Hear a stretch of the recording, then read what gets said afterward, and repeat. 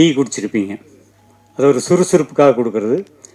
அது வந்து இந்திய அளவில் ஃபேமஸான ஒரு டீ. அதே போல் தமிழ் திரையுலகில் ஒரு ஃபேமஸ் ஆகும் திரைப்படம் தான் இந்த ரெட் லேபிள். நிச்சயமாக இது ஒரு மாபெரும் வெற்றி படம். இந்த ட்ரெய்லரை பார்க்கும்போதே தெரியுது. இந்த ட்ரெய்லரும் இந்த சாங்கு எவ்வளோ ஃபாஸ்ட்டாக இருக்குதோ அந்த அளவுக்கு அந்த 2 மணி நேரம் இந்த திரைப்படம் ஃபாஸ்ட்டாக இருக்கும்.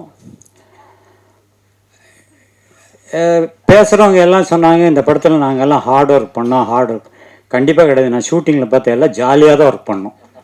ரொம்ப ஹார்டாகலாம் அப்படியெல்லாம் ஸ்டெயினெல்லாம் பண்ணல, ரொம்ப ஜாலியாக இருந்தது.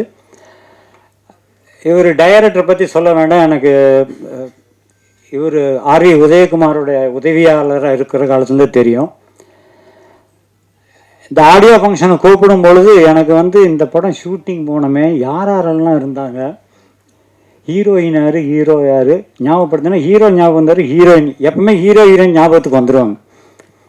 அப்புறம் டைரக்டர் முகம் தெரியுது ஆர்வி உதயகுமார். மற்றபடி பின்னாடி இருக்கிற டெக்னீஷியன் எல்லாம் பேர்கள் தெரியும், முகங்கள் எனக்கு ஞாபகம் இல்லை. இருந்தாலும் சினிமா என்பது ஆரம்பித்த காலத்திலிருந்து ஒரு சினிமா தயாரிப்பு என்பது அந்த தயாரிப்பாளருக்கு ஒரு அனுபவம். ஒரு படத்தை இயக்கும் இயக்குனருக்கு அது ஒரு அனுபவம். அந்த படத்தில் வேலை செய்கிற டெக்னீஷியனுக்கு ஒவ்வொரு படத்துலையும் ஒவ்வொரு அனுபவம். இந்த அனுபவங்களெல்லாம் ஒட்டுமொத்தமாக சேர்த்து தான் ஒரு திரைப்படமே வெளியே வருது. அதை யாரை நம்பி? நிச்சயமாக ரசிக பெருமக்களை நம்பி. ஒவ்வொரு ரசிகனும் ஒவ்வொரு ஹீரோக்கள் நடித்த படங்களை பார்த்துட்டே இருப்பான். அவருக்கு ஒவ்வொரு அனுபவம். அந்த அனுபவங்களில் நான் பார்த்ததுலேயே இந்த அனுபவம் தான் என் பெஸ்ட்டு அப்படின்னு சொல்கிறதா சிறந்த படம்னு சொல்லுவாங்க. அப்படி ஒரு சிறந்த படத்தை நிச்சயமாக நம்முடைய இயக்குனர் வந்து கொடுத்துருப்பாரு. வரும்பொழுதே திரைத்துறைக்கு வரும்பொழுதே ஒரு தயாரிப்பாளராகவும் ஹீரோவும் வந்த முதல் ஆள் இவர் தான், லெனின் தான். ஆக என்னுடைய வாழ்த்துக்கள். இந்த திரைப்படத்தை பொறுத்த வரைக்கும் தம்பி சொன்ன மாதிரி ஏன் 4-6 மணிக்கு ஆரம்பிக்க சொன்னேன். நான் கொஞ்சம் ஜோதிடமெல்லாம் படித்ததுனால தான் சொன்னேன். வேறு அவங்க வந்து 3:30 முதல்ல டைம் சொல்லியிருந்தாங்க.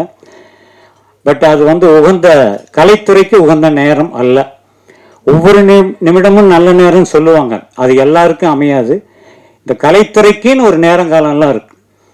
ஸோ இன்று வந்து வெள்ளிக்கிழமை சுக்கிர தினம் 4லேருந்து 5 மணி வரைக்கும், 4-6லேருந்து 5-6 மணி வரைக்கும் சனி ஓரை.